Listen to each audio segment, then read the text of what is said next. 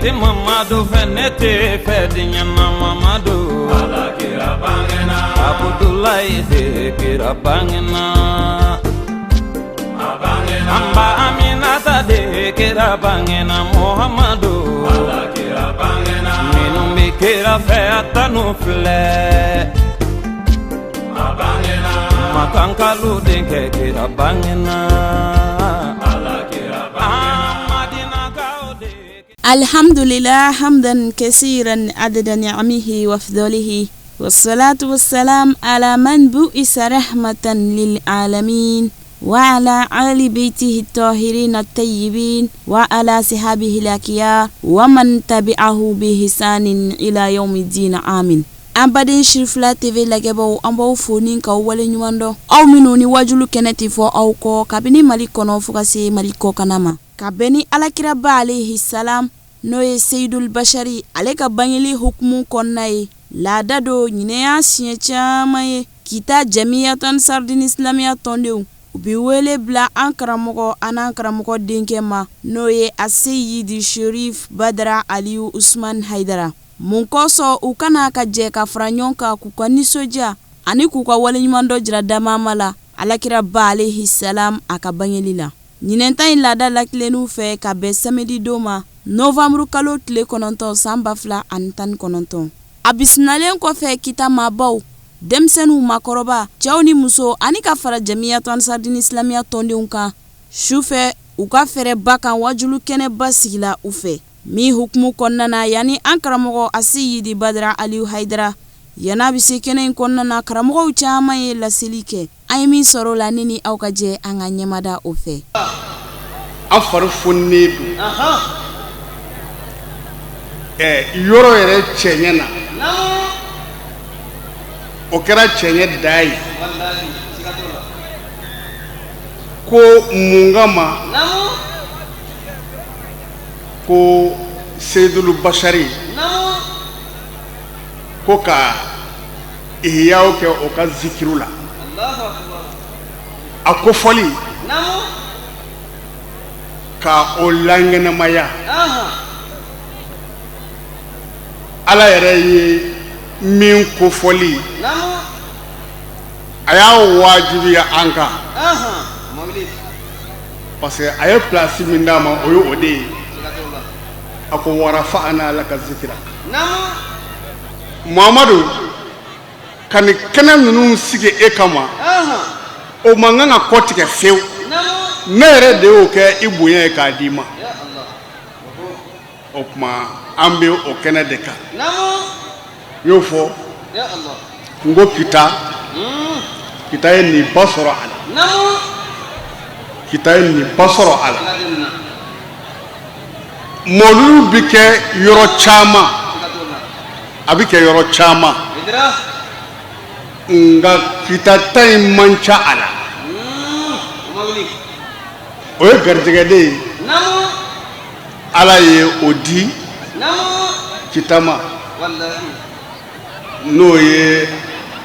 Aseyidi Badara Aliyu Haidara rabbi sini kɛnɛ ala ko o d'a ma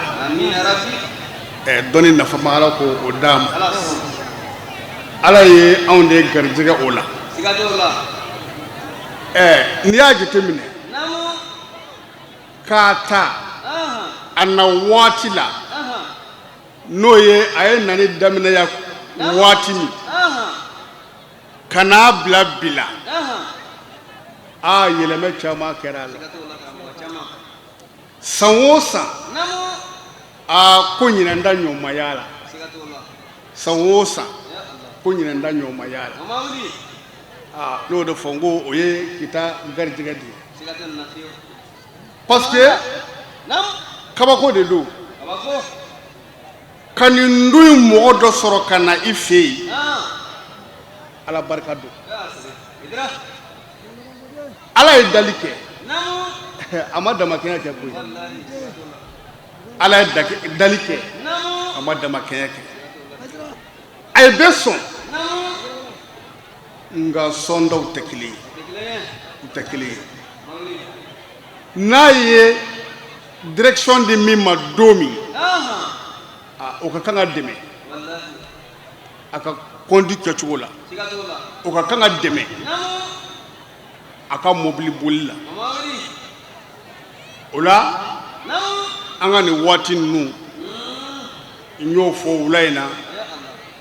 nin waati ninnu Ala ye bonya min kɛ nin waati mɔgɔw ye o de ye ka nin so in di an ma ka nin so in di an ma parce que Ala ka dili de don Ala ka dili de don a m'a fɔ ko a ye Muhamadu ci k'a kɛ hinɛ ye wa wa ma arsalnaka ila rahmatan lil alamin a ye Muhamadu ci ka bɔ jɔnni cɛ la Ibrahima denw a y'u bɛɛ sɔn mais sɔnfɛn u kun tɛ kelen ye dɛ o tuma a nana Muhamadu de sugandi waati laban na ka na adamadenw bɔ dingɛ kɔnɔ ka na adamadenw bɔ halaki kɔnɔ ka na adamadenw bila gere kan o de kama a y'a fɔ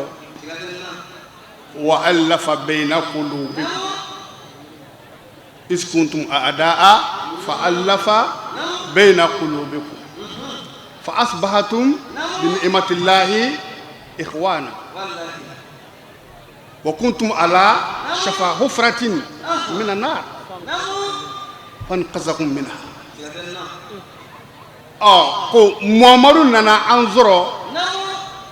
tasuma dingɛ da la an bɛ fɛ ka bin a kɔnɔ a nana an bɔ a la o ye mun ye a nana sɔrɔ tasuma wɛrɛ tɛ o an yɛrɛ bɛ ka tasuma min da ɲɔgɔn kan ni min bɛ se min na o b'o minɛ ka t'o kɛ jɔn ye ni min bɛ se min na o b'a ka se bolo o kan jogojuguya ani bengani an kun b'o tasuma de la Muhamadu nana ko o de dabila parce que Ala ko an kun ye ɲɔgɔn jugu de ye ko a nana an dusukun k'olu gɛrɛ ɲɔgɔn na k'u bɛɛ kelen ma ka hinɛ don an ni ɲɔgɔn cɛ o de ye hɛrɛ ye Ala nana hɛrɛ min k'an ye n y'o fɔ wula in na mais a hɛrɛ nin a kun bɔlen forcew de nana fangaw de nana ko f'u ka a kun dasi k'a kun kari a kana se ka bɔ fiyewu bari a bɔli tɛ sitana sago ye sitana sago de ye a kana se ka bɔ an ka to tasuma na an ka to ɲɔgɔn faga la an ka to ɲɔgɔn tacɛn na o de kun ka di sitana ye nka o force o force kun bɛ yen Alahu Taala ye a force bɛɛ kari ka bɔ yen o tuma Muhamadu ka jiri falenna ka na jiri in bɔ yen komi Kuranɛ b'a fɔ cogo min masaluhum fil injil kazari'in akhraja sata'ahu fa'azarahu fastaghlaza ala saqihi yu'jibu zura'a liyughiza bihi al-kuffar ko Muhammadu nana min a nana cogo min a nana a fangandanama a tilala kana fanga sɔrɔ ka kɔkɔ ka wuli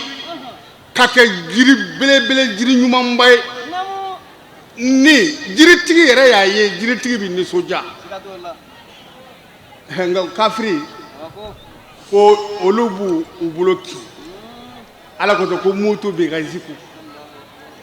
k'u ka dimi k'u fa ni ye nin so in Ala kɛlen k'a di an ma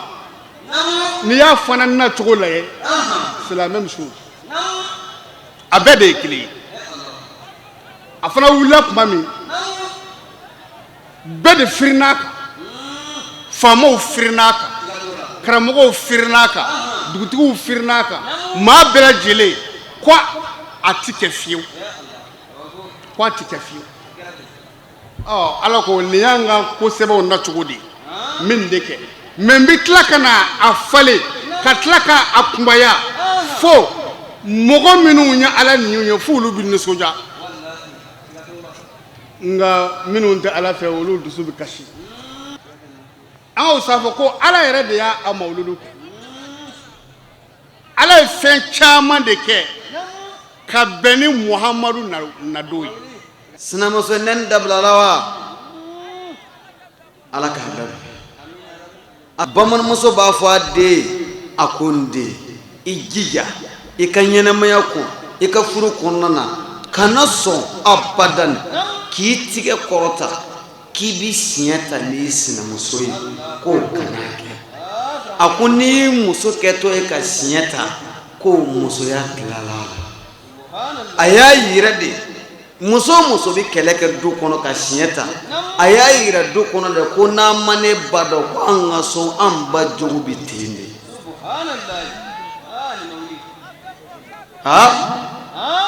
o de la n bɛ fɛ a ka nin yɔrɔ in faamu i bi ala minɛ muso dɔ bobo jira so ne ka kalanden dɔ dɔw b'a fɔ k'ale taari ma se o ma dɛ ko ni baya don a bɛ langana bɔ k'a kɛ siri ka siɲɛ ta mɔrɔmuso o t'i danbe ye an fɛ burukina an balimakɛ dɔ misi caman de b'a fɛ ne samiya banna a bɛ taa ba tigɛ ni misiw ye misiw bɛ taa dumuni kɛ ba kɔfɛ misimuso dɔ de bɛ ba tigɛ ni misi tɔw ye o bɛ taa dumuni kɛ o misimuso in de sa samiya banna kɛ kɔnɔna guwanna a ko n bɛ nin kɛ cogo di muso ɲuman bɛ yen a muso nana fɔ a ye ko mun bɛ yen a ko a furumuso ma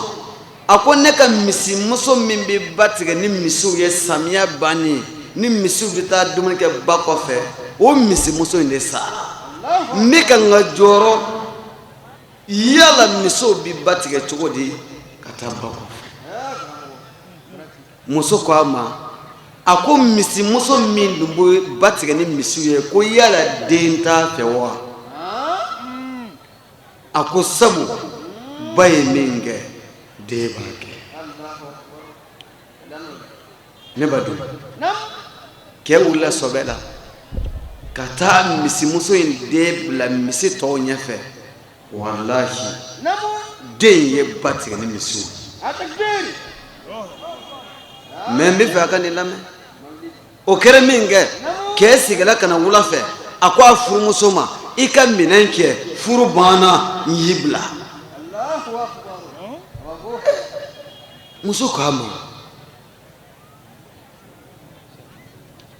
muso k'a ma a ko mun bɛ yen a ko n y'i furu sa muso ko a bɛ kuma cogo o cogo walahi cɛ ko n y'i furu sa a ko muso k'a ka minɛn cɛ o la muso ko cɛ ma a ɲɛfɔ dɔɔnin i ni ne ma kɛlɛ foyi foyi ma tɛmɛ ni ɲɔgɔn cɛ i ko n ka n ka minɛn kɛ ka taa so ko furu banna a ɲɛfɔ cɛ ye min fɔ a b'a dɔn a muso a ko a furumuso ma a ko e m'a fɔ ne ye ko ni ba ye min kɛ ko den b'a kɛ wa ne faw wallahi den caman ka hakɛ bi a fa kan sabu n'i bi ba ɲini den n'i ma ba ɲuman sugandi maa y'i den tɔn e de ye den tɔn lahara a bɛ k'i ye mɔgɔ caman ye musoden ɲɛda filɛ k'a ɲɛda cɛɲi filɛ e yɛrɛ b'a dɔn a jogo man ɲi wa n'i ye muso jogojugu furu n'o ye den min sɔrɔ ni den ma kɛ bandi ye a m'a ka baara kɛ a ye ba ɲuman sugandi a denw ye ne bamuso n'i ma ɲɛ furu kɔ fa ɲuman sugandi i den ye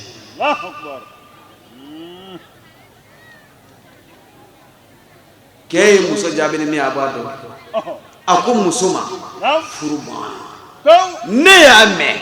ko e ba de yi fa ku ki ni kolongala yi wanne be bla ya ni e re kana laba ka ne re fa sab i boye fa ku ci wanne ne to amewo me e re bna ne fa ku ci ya na ga so ma furuma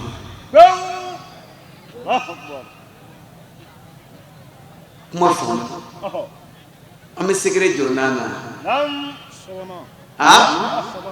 asabana ko kana shinta ananina no ya laboy agondi hani ke kun benen metri kelema nde ike ko nde ike ko ni des lamay bamala o kɔfɛ an karamɔgɔ Aseyidi Shorif Badara Aliyu Usman Haidara a bisimilala wajulu kɛnɛ kɔnɔ min hukumu kɔnɔna na n'u ye an karamɔgɔ sɛnsɛn ni ka tare k'a bisimila kɛnɛ kɔnɔna na. O kɔfɛ kɛnɛ in maabaw kabini dugutigilakaw an ka autoritew an ka alimamuw ani fo ka taa se Jamiyatu Ansardin Islamiya tɔndenw olu y'u ka foli kɛ ni u ka nisɔndiyakanw n'u ka bisimilakanw jira an karamɔgɔ la. An ye min sɔrɔ la ni aw ka jɛ an k'o fana seereya. Des cieux et de la terre et de tout ce qui existe entre eux. Que la paix et le salut soient accordés à l'élite de Dieu, le sceau des prophètes, le maître des messagers, notre maître Mohammed, paix et salut sur lui, ainsi que toute sa famille divine et sainte, tous ses compagnons et surtout bons croyants. Monsieur le préfet de Kita ainsi que toutes les autorités administratives de Kita, messieurs les chefs de quartier de Kita, messieurs les chefs religieux et coutumiers de Kita, mesdames, mesdemoiselles et messieurs, honorables invités, nous vous saluons par la plus noble des salutations qu'est Assalamu alaikum wa rahmatullahi ta'ala wa barakatuh. À l'occasion du Maouloud 2019, l'association Ansardine, à travers la section de Kita, organise cette nuit de prêche placée sous le contexte de la paix et la réconciliation. Le Mali, jadis havre de paix, est depuis quelques années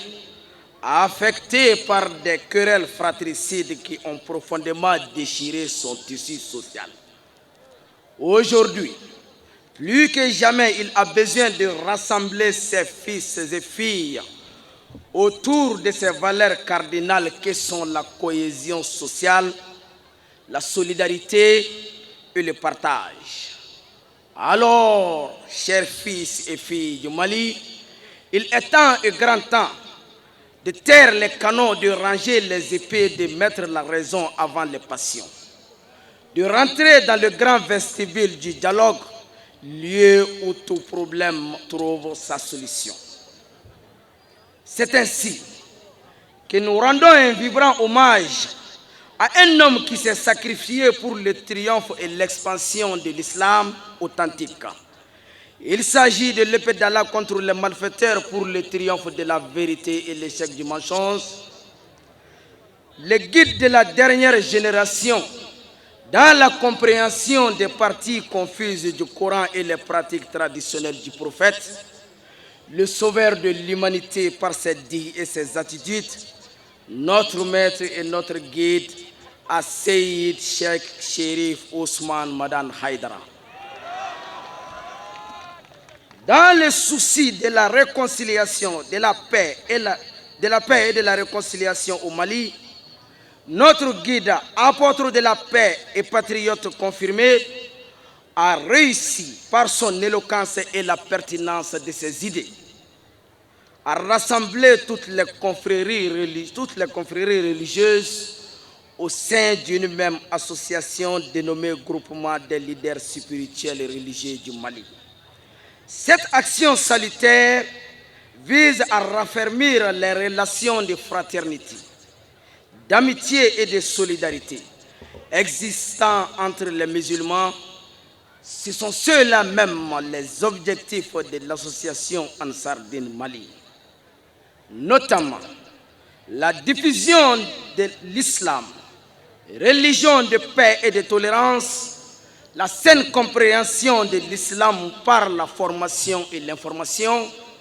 l'amélioration du comportement moral et spirituel du fidèle musulman,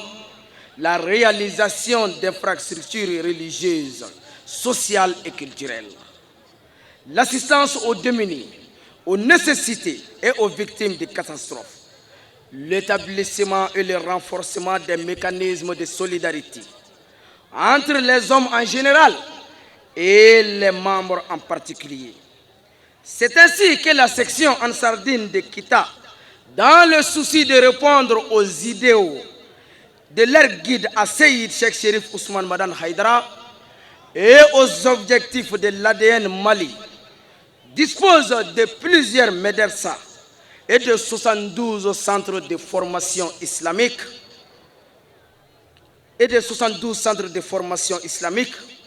De nos jours, la section Sardine de Kita a fait un don de multiples poches de sang au CCRF de Kita et a offert des dons de plusieurs tonnes de vivres et d'habits aux nécessités et aux victimes d'incendies dans le cercle de Kita. Par ailleurs, nos vifs remerciements vont à l'endroit d'un homme qui fait la fierté de l'islam, à Seyyid Badra Aliou Ousmane Haïdara. À Seyyid Badra Aliou Ousmane Haïdara, avant de faire votre connaissance, on pensait que la langue française était une langue des mécréants et que l'école ne produisait que les alliés du Satan. Mais grâce à vos prêches, à vos allocutions en français, on a compris que ce n'est ni la langue ni la formation reçue qui font d'un homme un musulman, mais plutôt le caractère et la qualité. Badra Kita vous dit merci. Pour clore ce discours, j'aimerais transmettre les salutations et les remerciements du président de la section Sardine de Kita, à toutes nos autorités administratives, à nos forces de l'ordre et de sécurité, à nos chefs de quartier, à nos chefs religieux et coutumiers, bref, à tous ceux qui de près ou de loin ont contribué à la réussite de cet événement. Qu'Allah nous bénisse, qu'Allah bénisse le Mali. Je vous remercie. Salam alaikum wa rahmatullahi ta'ala wa barakatuh.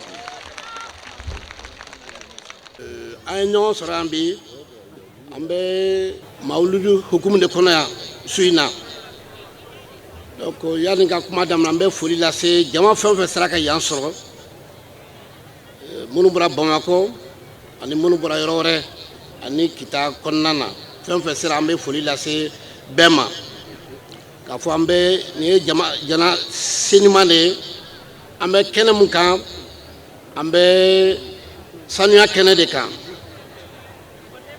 an bɛ tiɲɛ de kɛnɛ de kan an bɛ ko labanta de kɛnɛ kan kɛnɛ jumɛn ye o ye an ka kiraba ka bangini don ye n'an b'o wele mawuludu ye an b'o kɛnɛ de kan bi a bɛ san dama bɔ nin kɛra laada ye an fɛ Kita yan an bɛ ɲɔgɔn sɔrɔ nin yɔrɔ kelen na an n'an ka karamɔgɔ n'o ye Chérif Haïdara ye a bɛna ɲɛfɔli k'an ye ka hakilijigin k'an ye aw yɛrɛ b'a kɔlɔsi depuis a daminɛna san o san dɔ de bɛ fara jama kan san o san dɔ de bɛ fara faamuyali kan donc an b'a ɲini a fɛ a k'a dɔn a bɔra ka so a nana ka so fɛn min b'a natɔ sɔrɔ o kana a segintɔ sɔrɔ an bɛ dugawu k'a ye ka dugawu kɛ Ansardine cɛ n'a muso bɛɛ n b'a a yira la depuis u bɛ yan u tɛ ko si kɛ Kita yan n'u m'a bonya don an na an yɛrɛ b'an jilaja ka se kɛnɛw kan donc u ka ko si dogolen t'an na u bɛ fɛn o fɛn kɛ surtout u bɛ san o san u bɛ jolidi kɛ an ka dɔgɔtɔrɔsow la an ko ye ko ɲumanba ye u bɛ baara caman kɛ mun t'o si ye maa si tɛ dogo n'anw na donc an bɛ foli lase u ma ɲinan ta in mawuludi nin bilalen bɛ hukumu kɔnɔ o ye bɛn ni kelenya ye n'an b'a fɔ ma paix et réconciliation komi aw bɛɛ b'a kalama an bɛ san dama bɔ depuis 2012 jamana bɛ gɛlɛya la n'o ye insécurité ye lakana gɛlɛya bɛ yen kɛlɛ fana bɛ jamana kɔnɔ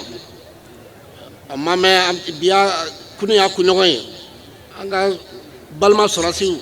a bɛ mɔgɔ 50 ni kɔ bɔ olu tora kɛlɛ la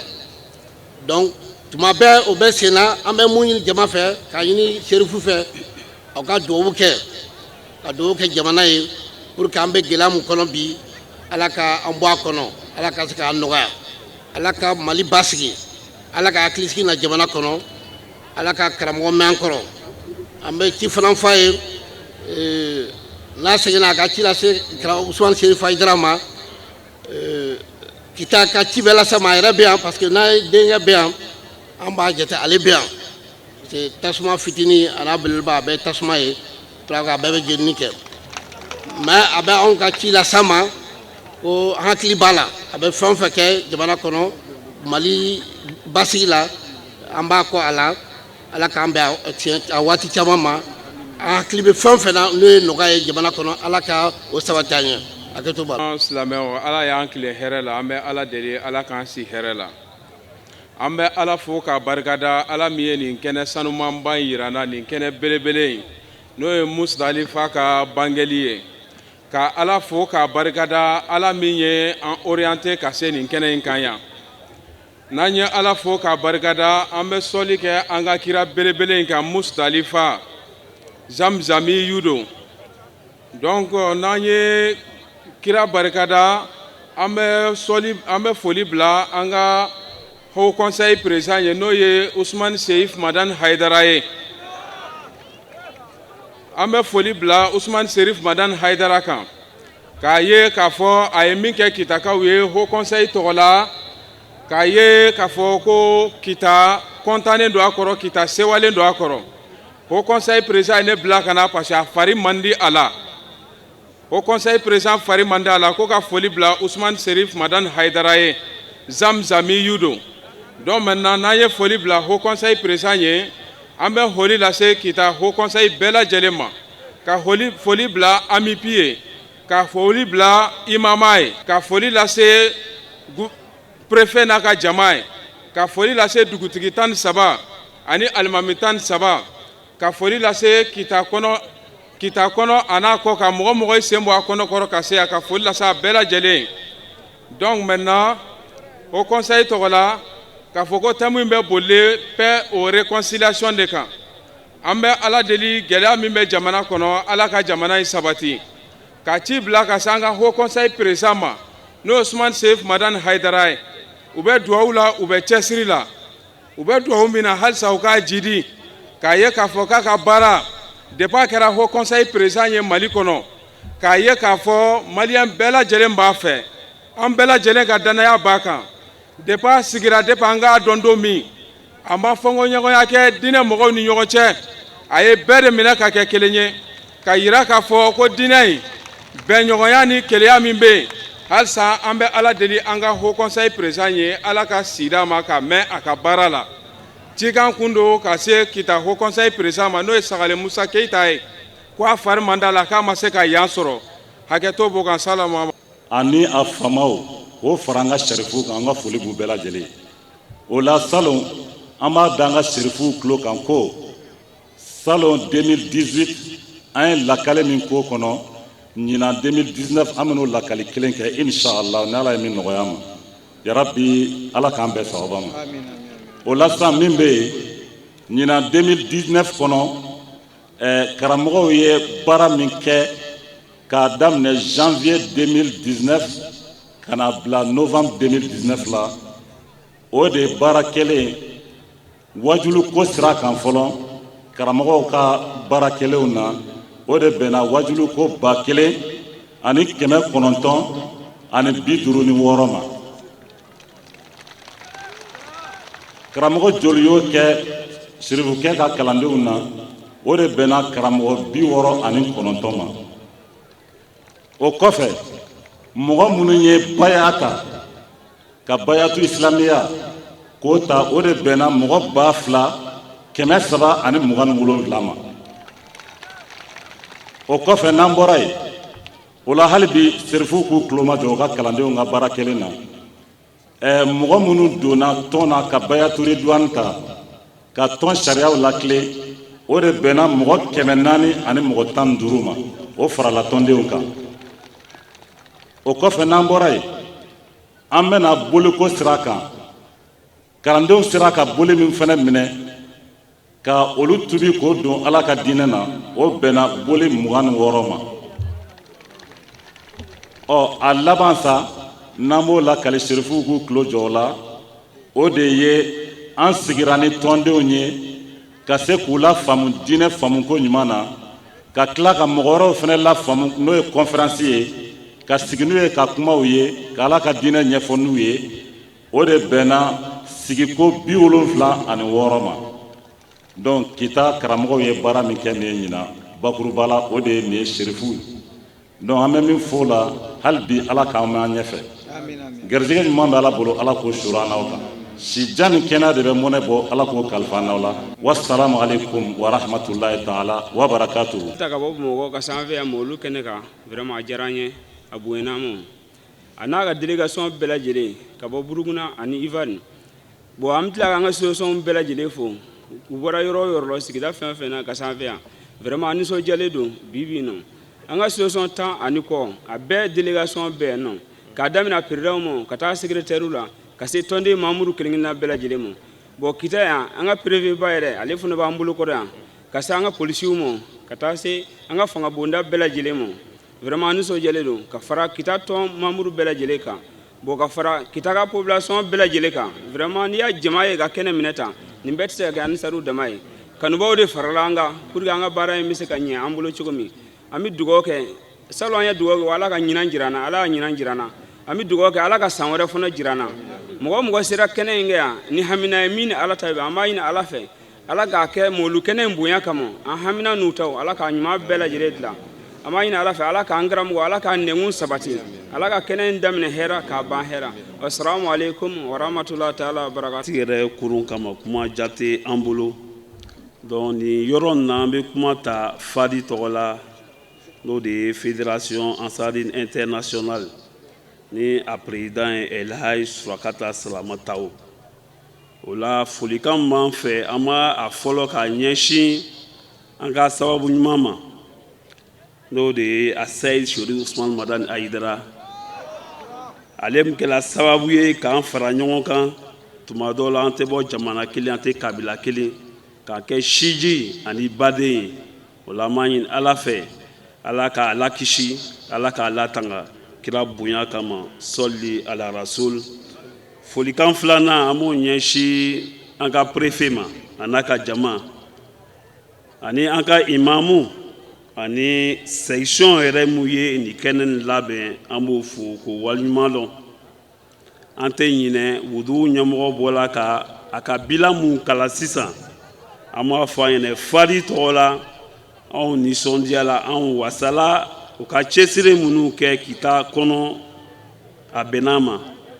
o la nin kɛnɛ nin kan an b'a ɲini u fɛ toujours u k'u jija ka dɔ fara u cɛsiriw kan parce que laɲiniw min bɛ ansɔr la o laɲiniba dɔ ye nin de ye. o kɔfɛ a b'a kalama an bɛ wagati min na sisan Sheikh Ahmad Tijani ale bɛ Kayi an yɛrɛ fɛ kita yan Sheikh Ali Usman Badara Ayidara ale bɛ anw fɛ yan. nin wagati kelen fana la waraba n'a sɔnni bɛ 26 mars la Bamako. o la an b'a ɲini ala fɛ dugawu min bɛna k'o bolo so nin na ala k'a jaabi an bɛɛ lajɛlen ma. o kɔfɛ an bɛ fɛ ka dugawu kɛ Mali jamana ye a b'a kalama an ka intervenant minnu bɔra sisan ka kuma o bɛɛ kumana instabilité kan Mali kɔnɔna la. o la an b'a ɲini ala fɛ an bɛ su mun yɛrɛ la bonya n'a lɔrɔma kama ala ka basigi don Mali la. malidenw ala k'u bɛn ala k'u kɛ kira kanu kama sɔli ala rasul. Bismillahirrahmanirrahim. Mbadi mba aw fo ni silamɛya foli n'o de assalamu alaikum warahmatullahi ta'ala wa barakatuh. Wa alaikum salam wa rahmatullah. An tilenna hɛrɛ la Ala ka su hɛrɛ d'an ma. Ya Rabbi Ala ka n'aw wasa, Ala ka laɲiniw sabati. An bɛ foli kɛ nabagaw bɛɛ lajɛlen ye. Kɛrɛnkɛrɛnnenya mun bɔra Bamakɔ ka s'an ma yan nɔ. An b'u fo ka segin k'u fo. Anw kɔntalen don, anw sɛwalen don. Tiɲɛ yɛrɛ o ɲuman donna an fɛ yan hɛrɛ la, Ala k'o ɲuman segin. Ala ka sigi ni Ala k'a kɛ wasa ye. An bɛ sewa mun kɔnɔ su na n'o de ye an kuntigi sanuma nin ka bangeli su ye. An b'a ɲini Ala fɛ Ala k'a k'o kama Ala ka jamana ni sumaya. Ya Rabbi Ala ka jamana ni sumaya. Jamana ni Ala k'a diya. Kita ansaro Ala ka ɲɛtagaw di. Diɲɛ kɔnɔ ansaro Ala ka ɲɛtagaw di. Ala ka laɲiniw sabati. An karamɔgɔ yɛrɛ an b'a ɲini Ala fɛ belebele n'a dalen filɛ bango n'an b'a ɲini Ala fɛ sijan ni kɛnɛya Ala k'o kalifa an na la. Ya Rabbi Ala k'a ka laɲiniw sabati. A ka laɲini ye mun ye diɲɛ ni lahara Ala k'o latigɛ. A bɛ siran fɛn fɛn ɲɛ diɲɛ ni lahara Ala k'a n'a kisi. Ala k'a n'a wasa. Ya Rabbi Ala k'a n'a wasa. Ala k'an kɛ Ala sago ye. Nabaga an b'aw bɛɛ lajɛlen fo. Fɛn fɛn n'i bɔra yɔrɔ la ka se anw ma kita yan nɔ an b'aw fo. Fɛn fɛn a m'aw natɔ sɔrɔ o ka n'aw taatɔ sɔrɔ. Ala k'a ni sababa bɛn. Ala ka san caman yira an na. K'iba kanu kama. Bidon yɛrɛ kanu kama. Salamu alaikum. Tanu bɛ Ala ye. Ala min ni tanu ka kan. Ala min ka hinɛ ka bon ka tɛmɛ hinɛ bɛɛ ka tanu bɔ Ala ye de ye kitakaw. An bɛ Ala fo ka Ala barikada. Ni nɔrɔtigi nani ye, ni bonyatigi nani ye, ni karamatigi nani ye. Maa dɔ bɛ bɔ ɲumanw na i tɛ kɛ ɲuman ye, maa dɔ bɛ bɔ bonyatigiw la i tɛ kɛ bonyatigi ye, maa dɔ bɛ bɔ jogo ɲumantigiw la i tɛ k'a ye, maa dɔ bɛ bɔ cɛsiribaw la i tɛ k'a ye. Sirifikɛ min bɔra Ala ka bonyatigiw la ka bɔ karamatigiw la ka bɔ magamatigiw la, magamatigi jumɛn? Magamatigi min ye a sen da Ala ka kiraw sen da nɔ na. Ni cɛsiri ye ani hinɛ ani makari a Seydi Sherifu Usman Madani Haidara an bɛ Ala tanu k'a barikada. A silamɛw an kan ka Ala tanu bi dan tɛ tanu min na. San caman Ala y'o yira an na nin kɛnɛ in kan yan. Depuis anw donna kita yan kɛrɛnkɛrɛnnenya la a Seydi Badara Ali Haidara nɔrɔtigi min bɔra nɔrɔ la ka k'a ye. Bonyatigi min bɔra bonyatigiw la ka k'a ye. A Seydi Badara Ali Haidara sirifikɛ min n'a man ja nka a kɛwale ka ja. Badara Ali Haidara kitakaw ko k'i fo k'i barikada n'i ka cɛsiri ye i fa nɔfɛ. Badara Ali Haidara anw nisɔndiyara bi kitakaw bɔra k'i kunbɛn cogo min na. Mais an donnen kita kɔnɔ bonya kuma minnu fɔra an ye kitakaw fɛ, karama kuma min fɔra an ye kitakaw fɛ, Badara Ali Haidara o ye anw wasa an ye somɔgɔ sama sɔrɔ ka taa sama Bamakɔkaw ma. Kitakaw a k'a dɔn a k'an ka Ala fo k'a barikada. Mɔgɔ min tugura Badara kɔ kana ɲinɛ mais a bɛ taa maa 40 ani kɔ la. Olu de tugura a nɔfɛ ka na baarabakɛlaw ani kɔmandaw ka tugu a kɔ. Tiɲɛ don a fa bɛ mawuludu kɛ Bamakɔ mais kita mawuludu kɔfɛr'u ye f'u kana mawuludu k'u badenw fɛ hali n'a danna o ma kitakaw a ye Ala fo k'a barikada. Nɔrɔtigi ani bonyatigi ne ma ɲinɛ. Kitakaw ko olu kun y'a kanu diɲɛ bɛɛ mago bɛ Sherifu Usman Madani Haidara la bi. Ni mun ye? N'i ko Ala ko i hakili bɛ jigin Haidara la. N'i ko diɲɛ danbetigiya a n'a laadiriya i hakili bɛ jigin Sherifu Usman Madani Haidara la ko fɔ n'i kɛra hasidi ye. K'olu kun y'u bolo maana bɔ Sherifu Usman Madani Haidara nɔfɛ a ka se ka na mawuludu kɛ bɛɛ bɛ fɛ a ka n'i fɛ. Ko mais ko jaa ko da den denkɛ n'a ye. Ko Ala ye den o den bɔ Haidara la ko a bɛɛ kɛra a ye k'olu jigi fara n'i ye Badara Ali Haidara. Ko ni jogo don k'i nani ye jogo dilan kita yan. Ko ni dugawu jaabi don ko dugawu jaabi min n'o kɛra i ka naniw la kɛrɛnkɛrɛnnenya la k'a daminɛ salon na ka na ɲinɛ na ko ni Ala yɛrɛ tɛ ko maa si t'a hakɛ dɔn. Kɛrɛnkɛrɛnnenya la an balimakɛ n'o ye Miyata ni Solo ye a ko k'a f'i ye ko maa dama min ye dugawu jaabi fɔ ale ye k'i nani k'i ka dugawu jaabira ko Ala de b'o hakɛ dɔn. Bisimilalukan ninnu bɛɛ lajɛlen kɔfɛ an karamɔgɔ Shabihu Abi a Seydi Sherifu Badara Ali Haidara a nana ka na laseliw daminɛ. An ye min sɔrɔ o kɔnɔ ne ni aw ka jɛ an k'u seereya. 11e mois 2019 kita konna la ya anambadeo anansindeo ani kanumbawo ani demebawo ali Allah subhanahu wa ta'ala ka dina togola no ya ngasel khaliki ka bangli Muhammadu alayhi salatu wassalam ambi ala fola ala mi sonaka bishu njirano o kofe ka nyina ali ala yife ansikira herala chugumina ala ka nyuma wili herala ti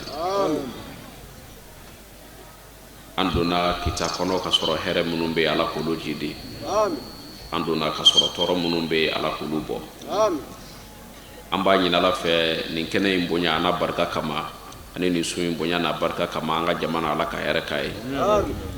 toro munumbe anga jamana kono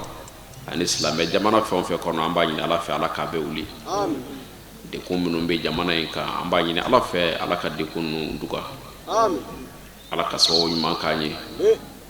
islamé o mi an fara nyoka ya rabbi ama ala ka deme ala ka nga deme bay ala ka anyi ademe baw fe ala ka an fara deme baw ka amba nyini ala fe amma sawala ko me ankoro ala ka shini kenadi anuma ala ka labon nyuma di anuma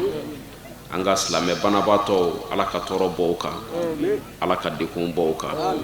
mino yanko ala ka nema la amba nyina ala fe ala ka yafauma anu bita jamima ala ka anoya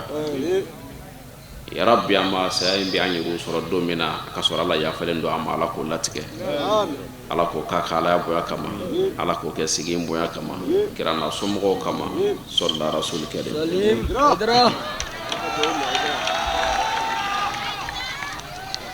ambal maw namboray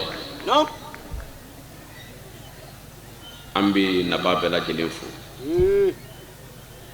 komino ka baraw bla ka sus nongo toy kana faranyoka ke jama kulu bay ka sigi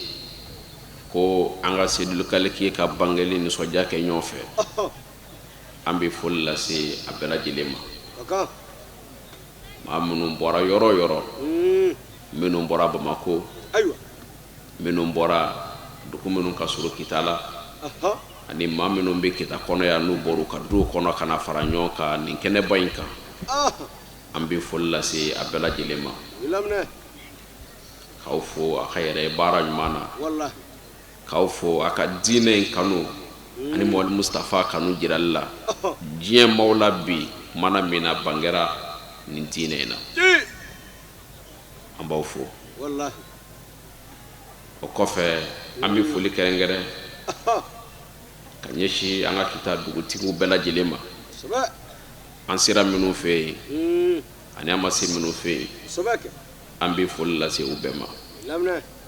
ka duku inde on bela jele fo to wala ka almamu bela jele fo no e kita almamu yi ambu fo ambu walimando ku barkada an sincera minu fe ani amasi minu fe ambu bela jele fo kita almam batola wallahi wala bonya minu keranye kita almam la kaw fe kerengere na l'enfle quartier mina no e liberté Dar Salam aywa aklaw ya fo itankon Dar Salam mi ni enfle konnala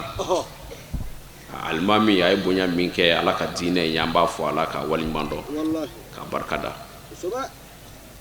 ko jiwoji ni obala kam min kala oro nan wati konnala Dar Salam almami ale de abela jilende no Muhammadi Darame mana ambangal mamifu ako ngani anyuma yala emi ke sedun kalki bangeli bonya kama o kofe angal mami no Keita Musa Keita afane bonya di ama ko ka baganda ma angofa saka kele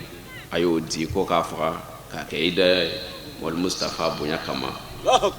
ambi Musa Keita fo o kofe almami chama e bonya chama ke anyi ka wasa dɔrɔn k'an bisimila yan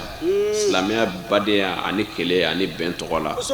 yan alimami bɛɛ tɔgɔ la an bɛ foli lase u ma o kɔfɛ diinɛ baarakɛla fɛn o fɛn bi yan an ma taabolo bɔ taabolo la i kɛra tijaniya o i kɛra kadiriya ye o i kɛra sazaliya ye o i kɛra sunama de o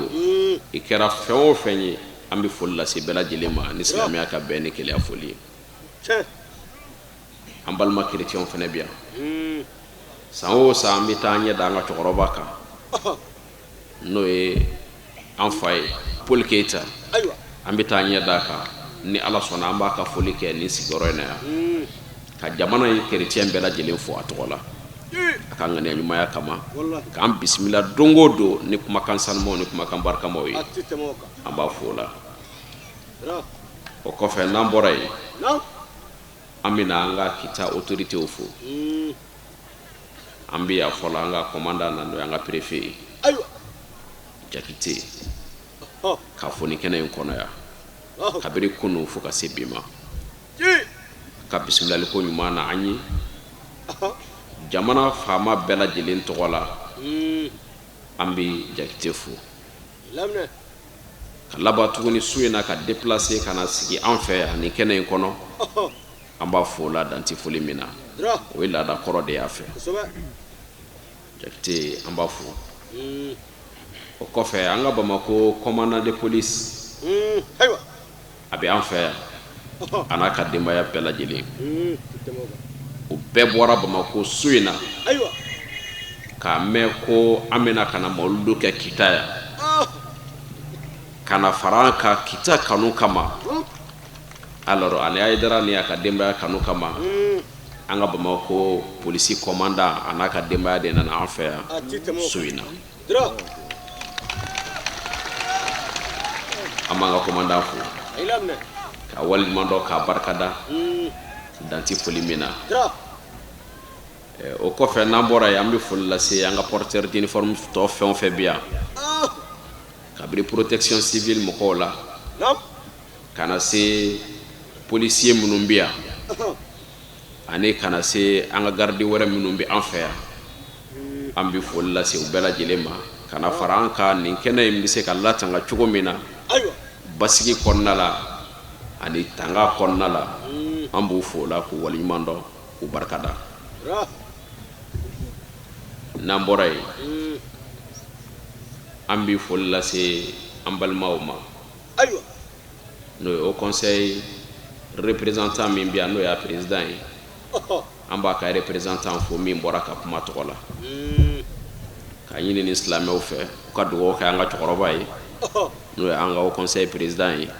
min bɛ Kita kɔnɔ yan tɔɔrɔ minnu b'a kan n'o ye bana dekun ye Ala ka wuli ka bɔ a kan Ala k'a lafiya o kɔfɛ n'an bɔra yen bonya caman kɛra an ye nin kɛnɛ in kɔnɔ yan kabi an donna Kita yan mɔgɔw nana ni bonya caman ye kabiri bisimilalikɛyɔrɔ la alors fo ka se su in ma an bɛ tabali la fɛn bɛɛ lajɛlen bɛ k'an sɔrɔ yan ka bɔ Kitakaw yɔrɔ la an b'a fɔ Kitakaw ye ko a bɛɛ lajɛlen sara bɛ Ala de bolo anw kɔni an y'a bɛɛ ye fɛn o fɛn dira an y'a bɛɛ ye an b'a di b'a bɛɛ lajɛlen fo k'o fo k'u waliɲuman dɔn k'u barikada o kɔfɛ an bɛ Jamiyatul Ansardine fo olu minnu ni y'anu ka nafolo di Ala ka diinɛ dɛmɛli ma su ani tile ani waati bɛɛ lajɛlen ne hakili la tiga kɔni o de wɔrɔ ɲɔgɔn o de fara ka ca bamananw ko ten mais fɛn minnu b'a la ka kɛ olu b'a la ka ye o Jamiyatul Ansardine fɛ o kama n waati foyi ɲini ansaruw fɛ fo n'a kɛra cɛsiri dama dɔrɔn ye parce que Ala sɔnna ma o mako bɛ fɛn o fɛn na diinɛ in na Ala sɔnna k'a bɛɛ lajɛlen di diinɛ in ma bi ni olu barika ye ni Ala fɛ ne ni aw Ala k'an bila tiɲɛ in sira kan Ala k'an dɛmɛ an ka tiɲɛ in baara kɛ ni hakika ye n'o ye tiɲɛ yɛrɛ ye Ala k'an dɛmɛ ni o ye ola o kɔfɛ an balimamuso minnu bɛ yan n'o ye Jamiatul Ansardine muso ye ka fara kita muso bɛɛ lajɛlen kan san o san o bɛ gileki don an kan na an b'a bonya barika da nin kɛnɛ in kɔnɔ yan ɲinan fɛnɛ o ye gileki don an kan na an y'an fa n'o ye Salame Aidara ye ani ka fara an balimakɛ kan a fɔ Abdul Qadir o ye gileki don an kan na ka laban ka dufa kɔnɔ fɛnw fɛnɛ d'a kan an b'u fo la k'u waleɲuman dɔn k'u barikada danti foli min na k'a ɲini Ala fɛ o bɛ hami fɛn min na ɲɛnɛmaya in kɔnɔ yarabi a ma Ala k'a nɔgɔya u ye o bɛ sira tɔɔrɔ fɛn o fɛn ye Ala ka don n'o cɛ o kɔfɛ ni an bɔra yen an b'an sɛnsɛn ka taa ɲɛfɛ dɔɔni waati korow kama an ka maakɔrɔw mɛnna an fɛ yan nka an b'a dɔn ni waati fitini o fitini tɛmɛli nin sigiyɔrɔ in na a bɛɛ ye yafa de ye a bɛɛ ye kanda de ye jɔ ma n'i ka ŋaniya ɲumanya ye ŋaniya min ye aw se yan siga foyi t'a la o ŋaniya bɛ aw sara n'a bɛ fɔ ma Ala o la maa min ma n'i sigi ka waati o waati kɛ Ala ko la i k'a dɔn i y'o kɛ fɛn de la min ka kan nin jama in bɔli ye an y'a fɔ a donnen don minnu fɛ o ye bala ani dundu ani misiki nka ka nin jamaba in fara ɲɔgɔn kan Ala subhanahu wa ta'ala ka diinɛ kama o bɛ jɔn kabakoya kosɛbɛ jango an ka jamana in kɔnɔ yan nka mawuludu bi Ala ye diɲɛ don o don da dɔ de bɛ fara a kan ka taa a kɛra o de ye n'o y'an kuntigi ka bangeli ye kɔni alayhi salatu wassalam Ala ye diɲɛ don o don da Ala bɛ barika dɔ de don nin su in na ka taa fɛ san o san dɔ de bɛ fara a kan o kumana kan ka ŋaniya ɲumantigi bɛɛ lajɛlen sɔn miiriba ɲuman bɛɛ sɔn fɛn dɔ la ko nin fɛn in de ye fɛn minɛta ye n'an ye nin ne bila dɔrɔn an bɛ se k'an kɔ parce que dɔ de bɛ fara an ka baaraw baaraji kan ni nin cɛ in kanu ye dɔ de bɛ fara an ni Ala subhanahu wa ta'ala cɛ dilanni kan ni nin cɛ in kanu ye dɔ de bɛ fara an jokow ɲali kan ni nin cɛ in kanu ye a n'a jɛrali kɔni diɲɛmaw la k'a fɔ ne b'a fɛ n ka kira don kɔfɛ an bɛna don an ka Seydou Kali ka bangeli kɔnɔna la n'a diyara Ala ye. La naissance du prophète Mohammed, paix et salut sur lui. Ayiwa ni kira Muhammadu alayhi salatu wassalam Ala ka kisi yan Ala ka nɛɛma bi a kan. Lorsque Amina tomba enceinte du prophète, paix et salut sur lui. Ko mana min na an ba Aminata ni a jɔra cɛ kɔnɔbara la cɛ min ni Ala subhanahu wa ta'ala y'a kusaya ni dafɛ bɛɛ ye. Elle vécut des miracles et des miracles du début de sa grossesse jusqu'à son accouchement. Ko i k'a dɔn ko a ye kabako ni kabako caman ye depuis a jɔra kɔnɔbara in na fo ka taa se don min na a bɛ jigin a ye kɔnɔbara kabako dɔrɔn de Ala bɛ minnu jira a la siko la a n'a bɛ minnu ye a ɲɛ yɛrɛ la ani a yɛrɛ cogoyaw bɛ min jira a la a k'olu kɛra la sa fo ka taa se jigili waati ma. Dieu décida alors de mettre sur terre le premier et le dernier des prophètes. A ko tumana ko Ala subhanahu wa ta'ala ye a décidé n'o de ye k'a laɲini ka na ni an ka Seydou Khaliki ye dugukolo sanfɛ n'o ye an ka nabi ɲuman fɔlɔ n'an ka nabi ɲuman laban ye. La naissance eut lieu pendant la nuit lorsque la lune était sur le point d'atteindre sa plénitude. A ko tumana ko nin bangeli in kɛra waati de la waati min ni kalo ni anw b'a fɔ a tile 14 su o kɔrɔ ye kalo ka jɛya ani kalo ka sabati o kɛra kɛwɛziya dan na o waati in kɔnɔna la. C'était un lundi 12 du mois de Rabil Awal. Ko a kɛra don de la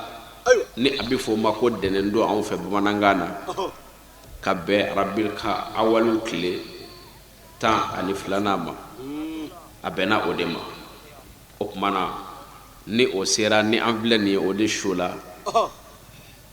a bɛ wajibi an kan an ka wuli k'an jɔ ni an ka Seydou Khaliki ka bangeli ye k'an ka nisɔndiya jira Ala subhanahu wa ta'ala ni Ala ka jɛ.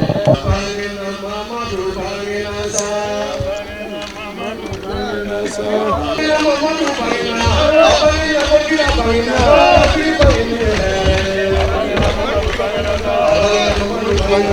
bɛ silamɛ bɛɛ lajɛlen fo maa o maa ye nin sujet jira an b'a ɲini ala fɛ ya rabbi an ma ala k'a kɛ alijinɛ sara ɲɛ an bɛɛ lajɛlen an b'a ɲini ala fɛ ala k'an sago di an ma nin sigiyɔrɔ in na nin nisɔndiya in bonya n'a barika kama an balimakɛ dɔ bɛ yen min ye an diinɛ baarakɛɲɔgɔn ye ni a bɛ wele Daramani Jara ni bɛɛ lajɛlen b'a wele ko mɛtiri wula ale ye an fɔ Alahu subahanahu wa taala ka hinɛ mana ni nin sigiyɔrɔ in bonya n'a barika ye ka dugawu ɲini silamɛ bɛɛ fɛ an bɔra ka kira ka bangeli nisɔndiya min kɛ k'a kɛ yafa ye an balimakɛ ye ani silamɛ furu bɛɛ lajɛlen ala k'o latigɛ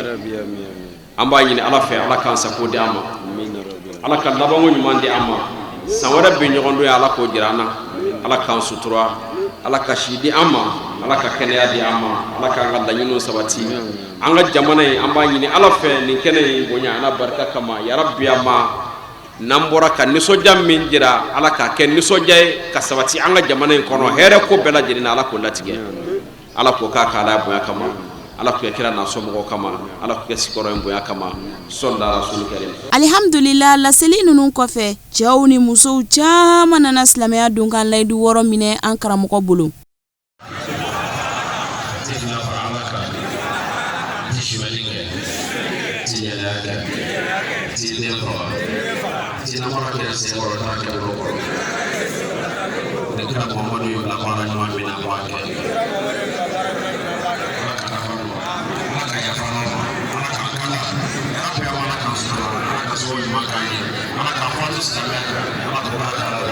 an b'aw fo ka wale ɲuman dɔ a ka ɲɛmada la i n'a fɔ an y'a fɔ ye kɔrɔfɔ daminɛ na cogoya min na ka bɛn ni Seydul Bashari ka bangeli nisɔndiyaw a n'a ɲaɲaliw ye nin kun y'an ye kita kɔnɔna na Jamiyatu Ansarudine Islamiya tɔndenw olu ka mawuluduba labɛnlen kɛnɛ kan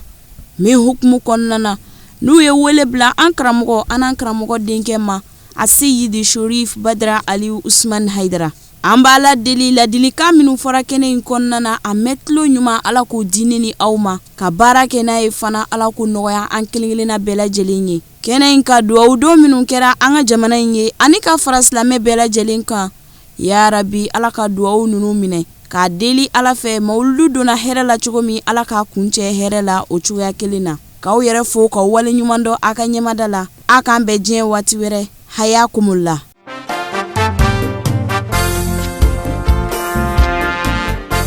Mami mi kira fene bo fene te mamadu fene te fedinya na mamadu ala kira bangena Abdullahi te kira bangena abangena amba aminata de kira bangena Muhammadu ala kira bangena minu mi kira fe atanu fle abangena makankalu de kira bangena